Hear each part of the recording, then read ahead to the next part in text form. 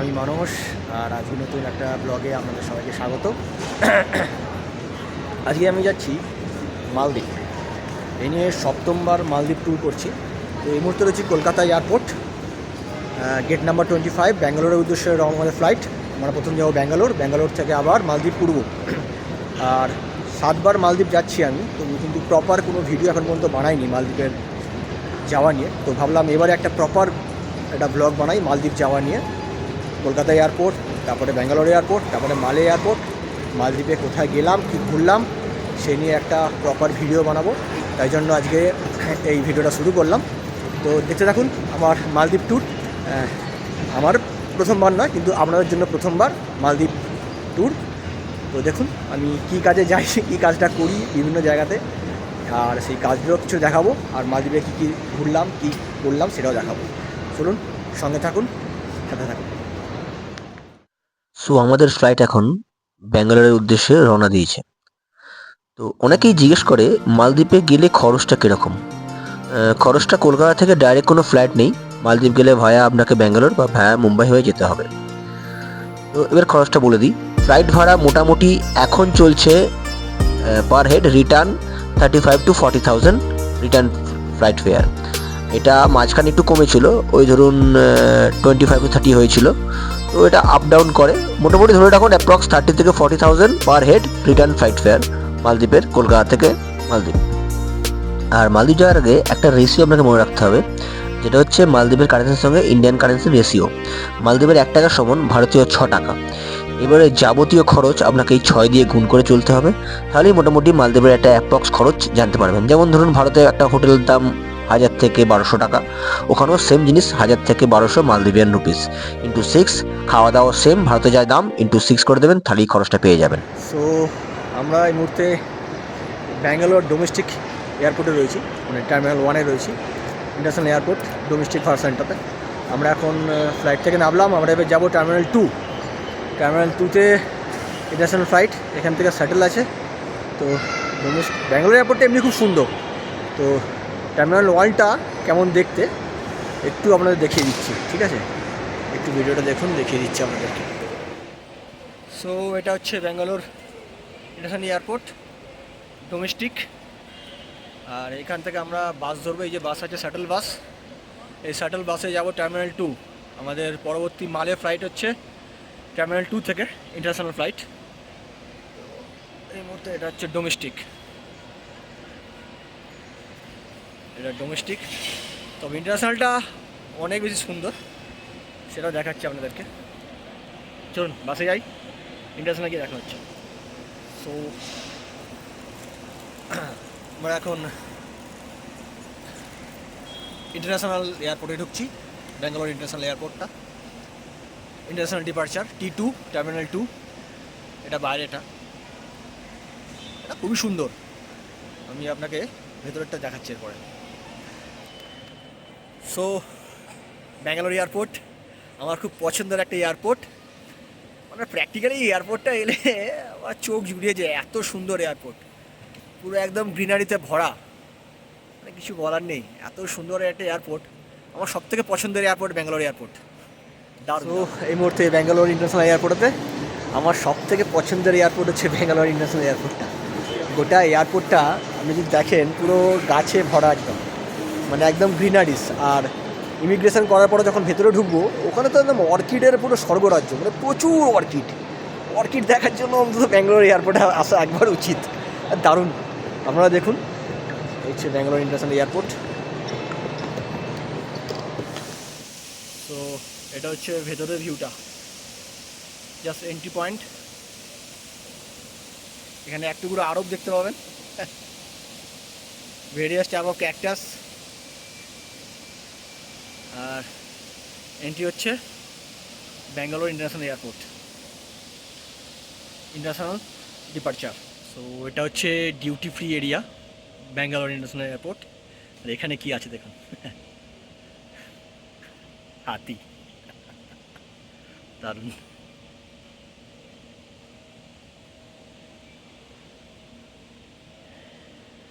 এটা রিয়েল নয়, it's a robot.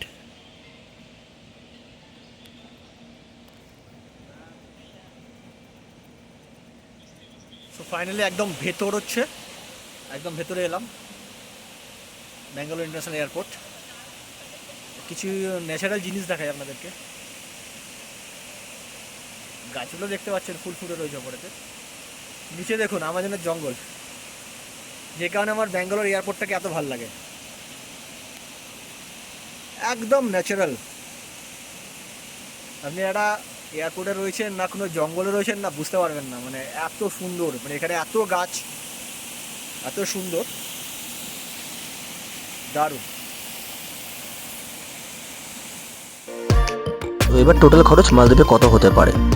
দুজনের যদি যান তাহলে মোটামুটি খরচ 60 to 80,000 হচ্ছে আপনার ফ্লাইট ফেয়ার। আর নর্মাল হোটেলে যদি থাকেন ধরুন ওই 1000 থেকে 1200 মালদ্বীপিয়ান রুপিস, মানে আপনার মোটামুটি ভারতীয় টাকায় 7 থেকে 8,000 টাকা পার নাইট। আর খাওয়া দাওয়া মোটামুটি ধরুন পার ডে এই ধরুন 1000 মালদ্বীপিয়ান রুপিস, মানে ধরুন 6 থেকে 7,000 টাকা। আর এটা আমি নর্মাল হোটেল বা নর্মাল যে সিটিগুলো সেখানে থাকার খরচ বললাম। এবার আপনি যদি ওয়াটার ভিলে থাকতে যান সেক্ষেত্রে খরচ কিন্তু পার নাইট প্রায় 25,000 থেকে শুরু হচ্ছে, আর আপ টু ধরুন 3 থেকে 4 লাখ টাকা পার নাইট খরচ রয়েছে মালদ্বীপেতে। এবার সেই বুঝে আপনারা প্ল্যান করে নিন কীভাবে আসবেন, কোথায় ঘুরবেন, কোথায় থাকবেন। তো ওয়াটার ভিলে এমনি ঘুরতে যেতে পারেন, বিভিন্ন দ্বীপ থেকে বোট ছাড়ে ওয়াটার ভিলে ঘুরতে যাওয়ার জন্য, সেটা করতে পারেন, বা ওয়াটার ভিলে থাকতেও পারেন গিয়ে। তো দেখতে থাকুন পুরো ব্লগটা। সো এখন মালে ইন্টারন্যাশনাল এয়ারপোর্ট, আর এই হচ্ছে এয়ারপোর্ট, দেখতে পাচ্ছেন সুন্দর মালে ইন্টারন্যাশনাল এয়ারপোর্ট। আমার পিছনে এয়ারপোর্ট, আর সামনে ওই মালে সিটি, দেখতে পাচ্ছেন মালে সিটিটা। আর এই জলের রং, সত্যি কথা বলতে মালদ্বীপের এই জলের রংটাই মারাত্মক, মানে এত ক্রিস্টাল ক্লিয়ার ওয়াটার, আর তার জন্য এত সুন্দর জলের রং। আর দূরে মালে সিটি দেখতে পাচ্ছেন। আর এই হচ্ছে আপনার টোটাল ভিউটা, আর আমার পিছনে হচ্ছে ইন্টারন্যাশনাল এয়ারপোর্ট। মালদ্বীপে আসলে এয়ারপোর্টেতে বসে বসে কয়েকটা ঘন্টা সময় এমনিই কেটে যাবে, মানে এতটা সুন্দর এয়ারপোর্ট। একদম এয়ারপোর্টের বাইরে জাস্ট এয়ারপোর্ট, তার পিছনে থেকে ভিউ, মানে এই ভিউটা দেখতে দেখতে ঘন্টা 2-3 আরামসে কেটে যাবে। আমাদের ফেরার ফ্লাইটটা ভায়া মুম্বাই, 9 ঘন্টা লে ওভার, কিন্তু যদি লে ওভারটা এখানে থাকতো এখানে খুব সুন্দর কাটতো। তো এই হচ্ছে মালদ্বীপের এয়ারপোর্টের বাইরে ভিউ। আর ওই দূরে হচ্ছে মালে সিটি। সো এটা হচ্ছে মালদ্বীপসের যেই প্রপার জায়গাটা। রণদেব এখন ফটো শ্যুটিং করছে, ম্যাডাম রণদেব ফটোশ্যুট করে দিচ্ছে। এটা হচ্ছে পিছন দিকে, সামনের দিকে হচ্ছে মালে এয়ারপোর্ট ডোমেস্টিকটা, আর এটা হচ্ছে ভিউ, এটা হচ্ছে ভিউ। আর এই হচ্ছে টোটাল ভিউ, এই টোটাল ভিউ হচ্ছে মালে এয়ারপোর্টের। আর পিছনে ম্যাডাম হচ্ছে রণদেবের ফটোশ্যুট করছে। একটা ফরেনার ম্যাডামের সঙ্গে একটু দেখা হয়েছে এখানে, উনিও কিছু ফটো তুললেন, আমরা তুলে দিলাম কিছু, উনিও আমাদের ফটো কিছু তুলে দিলেন। সো দ্যাটস মালদ্বীপ ইন্টারন্যাশনাল এয়ারপোর্ট।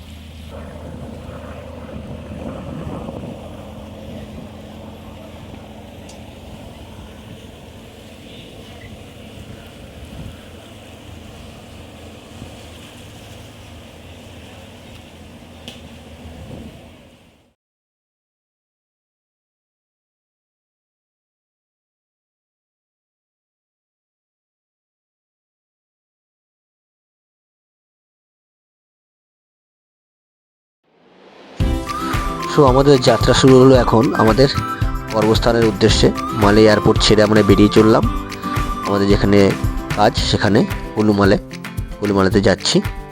দেখতে থাকুন, দেখাবো গোটা রাস্তার ভিউটা, মালে সিটিটা কেমন। মালে ঠিক নয়, মালে তো আমরা যাচ্ছি না, আমরা হুলুমালে যাচ্ছি।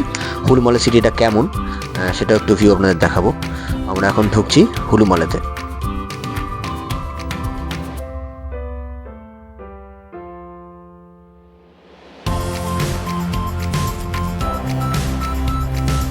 জনসংখ্যা অতি কম এবং সেই কারণে রাস্তাঘাটে ক্যাওসটাও কম, আর প্রচণ্ড পরিষ্কার পরিচ্ছন্ন শহর হুলুমালে। এটা নিউলি ডেভেলপড শহর। এই শহরটা তৈরি হয়েছে ধরুন বছর 10-এর মধ্যে। 10-15 বছর আগেও এই শহরটার কোনো অস্তিত্ব ছিল না। এটা সম্পূর্ণ একটা মানে কী বলবো, একটা জলের তলায় ছিল, জাস্ট একটা কোরাল আইল্যান্ড ছিল।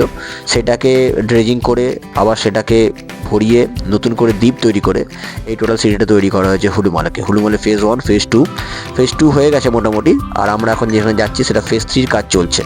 হুলুমালে ফেজ 3 কাজ চলছে, ফেজ 1, ফেজ 2, এটা ফেজ 2। আর আমরা যেখানে যাব সেটা হচ্ছে ফেজ 3 কাজ এখন চলছে। সেই কাজেতেই হয়তো আর বছর 3-এর মধ্যে ফেজ 3টাও কমপ্লিট হয়ে যাবে।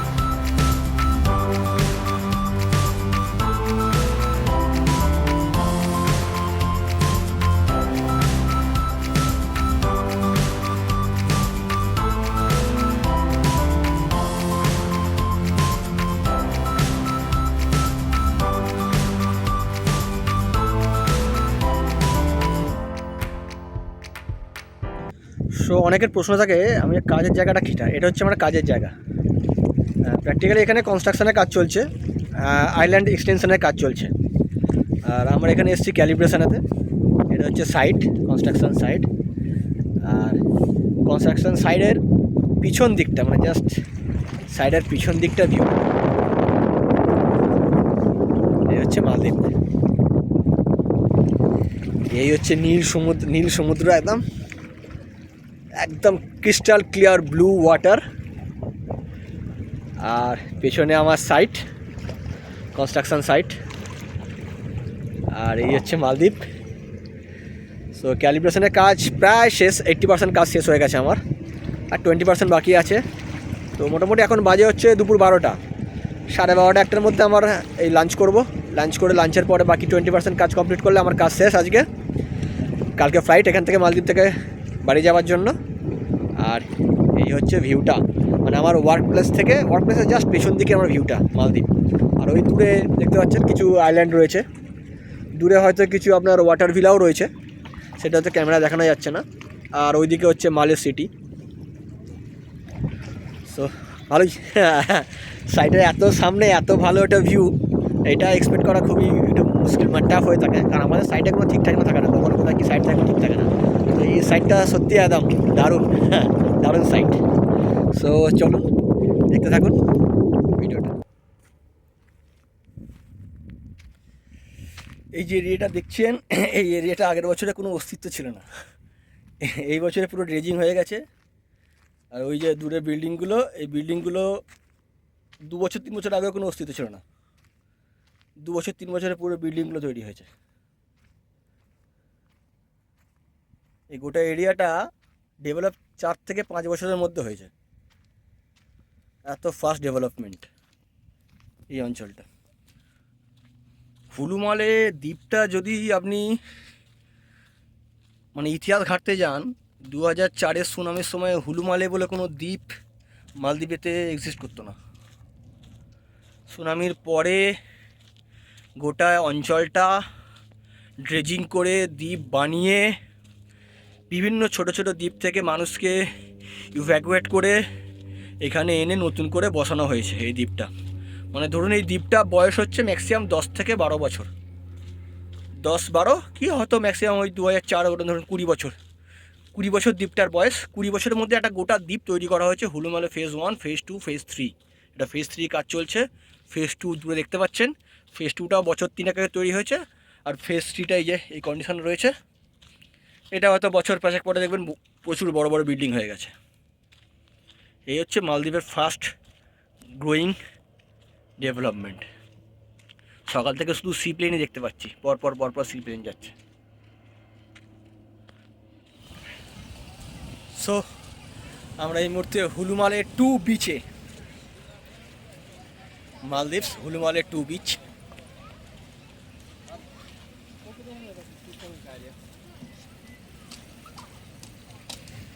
ও দারুণ, সুন্দর পরিষ্কার পরিচ্ছন্ন একটা বিচ।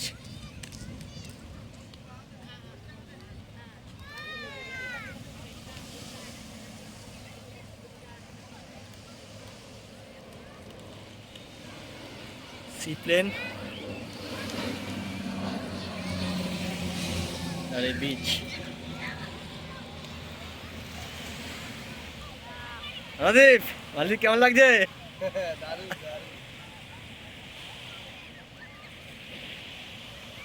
সো এই মুহূর্তে মালদ্বীপের হুলুমালে 2 বিচেতে আমরা এই মুহূর্তে রয়েছি। আর এই পিছনে বিচ, পিছনে বিচ। আমাদের স্টে হচ্ছে পিছন দিকে রয়েছে, আমরা কোম্পানি অ্যাকোমোডেশনে রয়েছে এখন এখানেতে। এই হচ্ছে বিচ, এই হচ্ছে বিচ। তো আমি কোনোবারই মালদ্বীপের একদম পার্টিকুলার মালদ্বীপের উপরে কোনো ব্লগ বানাইনি।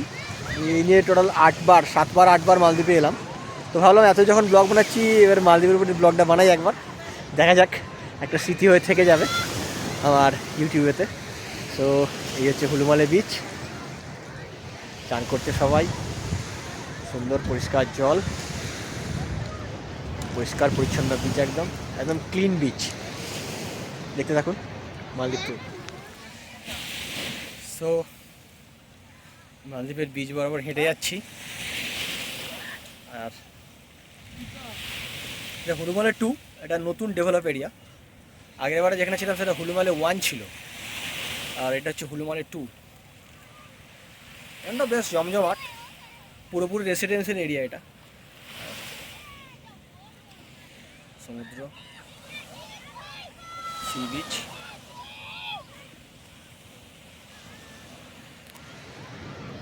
সো এই মুহূর্তে হুলুমালে বিচ, হুলুমালে 2 বিচ, ভালোই ঘুরতে লাগছে, দারুণ দারুণ দারুণ। এদিকে beach, beach camp, residential area.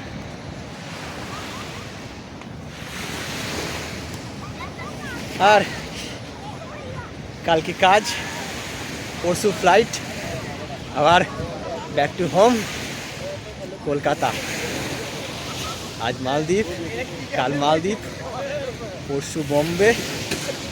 কালকে বিকেলেই সন্ধেবেলায় বম্বে, পরশু সন্ধেবেলা অবধি বম্বে চলে যাব, সোমবার কলকাতা। সো মালদ্বীপ ট্যুর। আরে কেমন মালদ্বীপ ঘুরছো?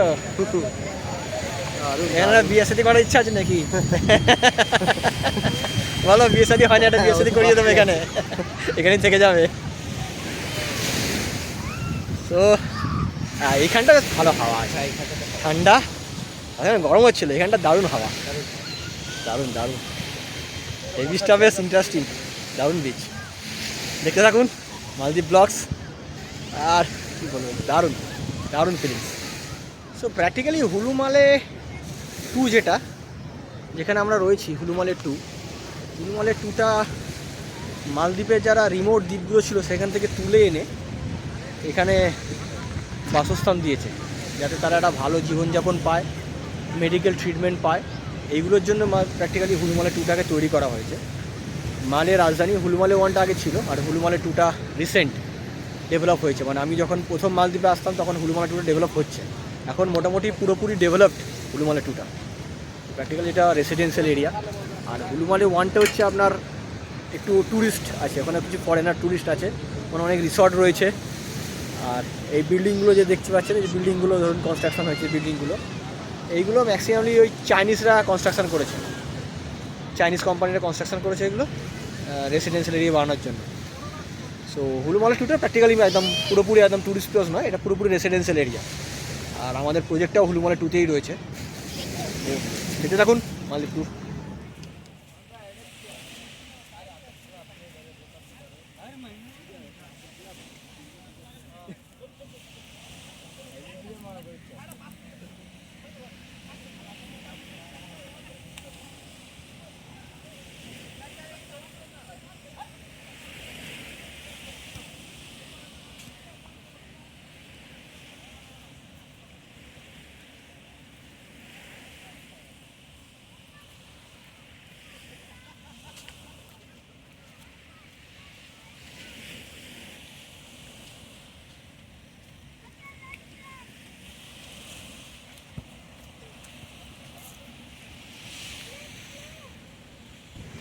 মালদ্বীপের পাবলিক বিচগুলো না অত্যন্ত পরিষ্কার পরিচ্ছন্ন, মানে একদম আপনি নিট অ্যান্ড ক্লিন, কোনো জায়গায় কোনো ময়লা পাবেন না, কোনো গার্বেজ পাবেন না।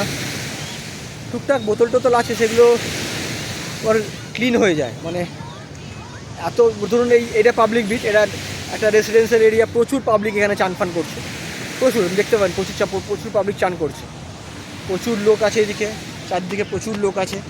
কিন্তু তুলনামূলকভাবে আমাদের যে বিচগুলো যে পরিমাণ নোংরা থাকে, সেই নোংরা কিন্তু এখানে বিচে একটুও নেই।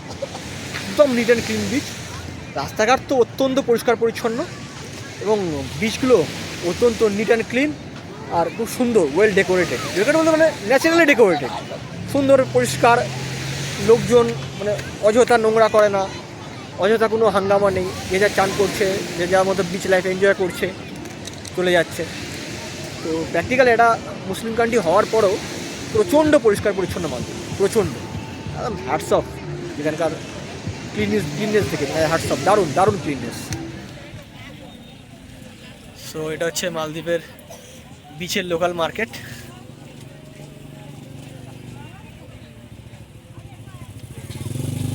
ফুড কোর্ট, দোকান, ম্যাক্সিমাম ফুড কোর্টই রয়েছে এসব জায়গাটায়।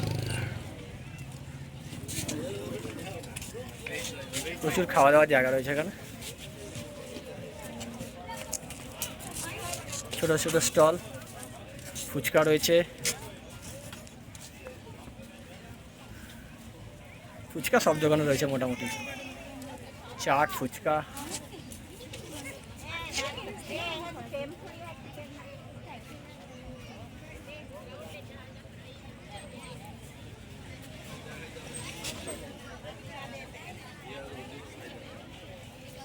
প্রচুর রেস্টুরেন্ট।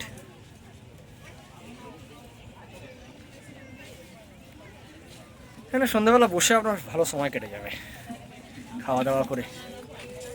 এত রেস্টুরেন্ট রয়েছে এখানটাতে। দূরে একটা মসজিদ,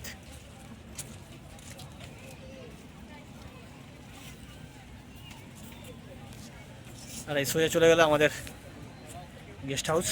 সিস্টেম দেখাচ্ছি মালদ্বীপের।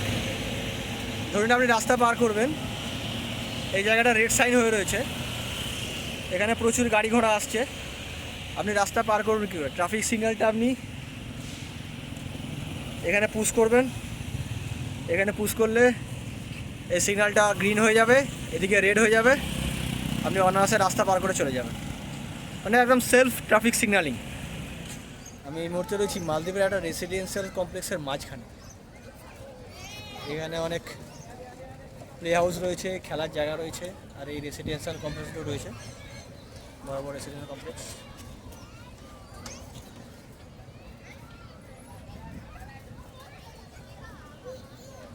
পার্কিং, দোকান, আর কিছু ক্যাফেও রয়েছে। একদম পরিপাটিভাবে সাজানো রেসিডেন্সিয়াল কমপ্লেক্স।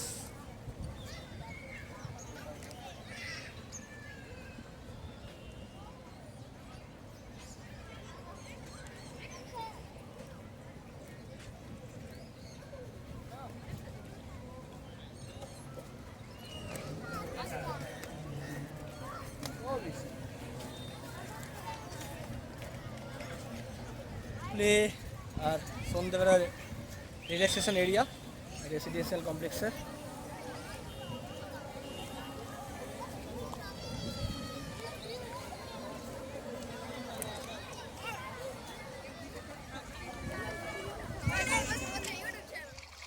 এই জায়গাটা হলো আমরা যেখানে আছি, যে গেস্ট হাউসে, তার পিছন দিকটা।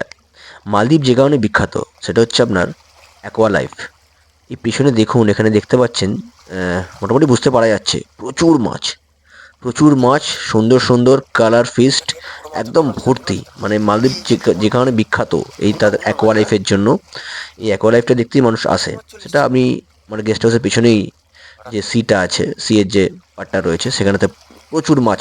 তাই এইটা আর মিস করলাম না, একটা ভিডিও করলাম আর আপনাদেরকেও দেখার একটা সুযোগ করে দিলাম, যাতে আপনারাও দেখতে পান। মোটামুটি ক্লিয়ার হয়তো খুব একটা বেশি হচ্ছে না, কারণ জলটা কাঁপছে, তবুও মোটামুটি বোঝা যাচ্ছে, দেখতে পাচ্ছেন প্রচুর মাছ আছে, একদম ভর্তি। এই সি লাইফটাই দারুণ। এখানে বসলে মোটামুটি ঘন্টার পর ঘন্টা সময় কোত্থেকে কেটে যাবে সেটা বুঝতেই পারা যাবে না। আমি যতবার মালদ্বীপে আসি এই জিনিসটা খুব এনজয় করি। এই মাছগুলো দেখার জন্য আমার খুব ভালো লাগে। আমি এমনি মাছ ভালোবাসি, তাই দারুণ জায়গা এটা আমার জন্য।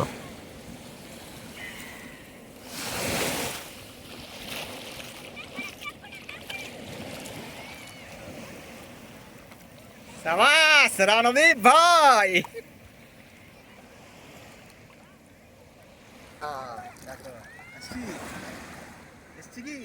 হ্যাঁ,